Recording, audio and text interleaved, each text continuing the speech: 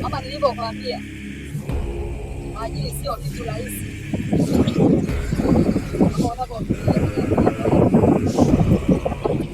Ndio maana naambiwa kwamba kwenye maisha inatakiwa ujimwangalie mwenyewe, tegemee nguvu ya mtu yoyote au shughuli yoyote, fanya maamuzi yako binafsi.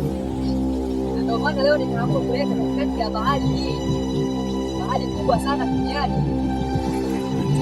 unachotakiwa na kufanya wewe hapa inahitaji kutoa kafara ya mtoto wako wa kwanza unayempenda. Nakubaliana hilo?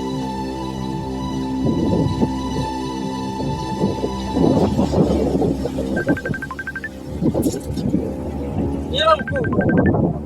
Sawa sawa, natimiza kile unachotaka, na kwa hili nimeridhia mimi mwenyewe kumtoa mwanangu wa pekee, mwanangu wa kwanza, mwanangu kipenzi, tutakwenda kumtoa ili tu nipate utajiri. Sawa sawa, kwa maana nimechoka kudharauliwa, nimechoka kuona maskini katika ulimwengu huu, na mimi nataka niwe mfano wa kuigwa, tajiri mkubwa mwenye umiliki mkubwa hapa duniani.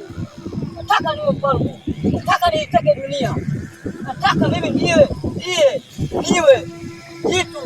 mtu wa maana kweli katika ulimwengu huu.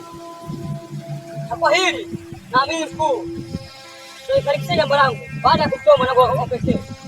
Sawa sawa, na hii kafara itakuwa inafanyika baada ya mwaka mmoja, unaelewa?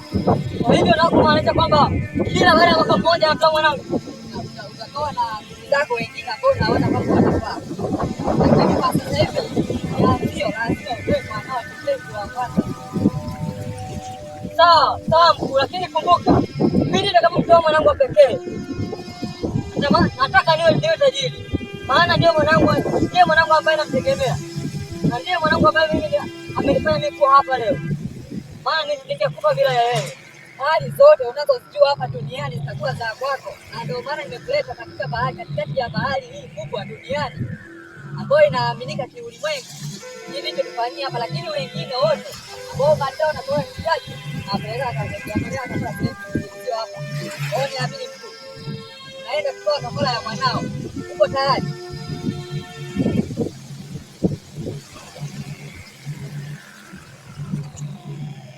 Kwa sababu ya pesa na kwa kushinda kutimiza malengo yangu, namtoa mwanangu ili nitimize malengo yangu.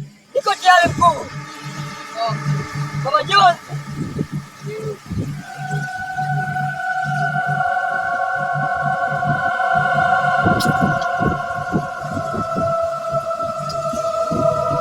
What?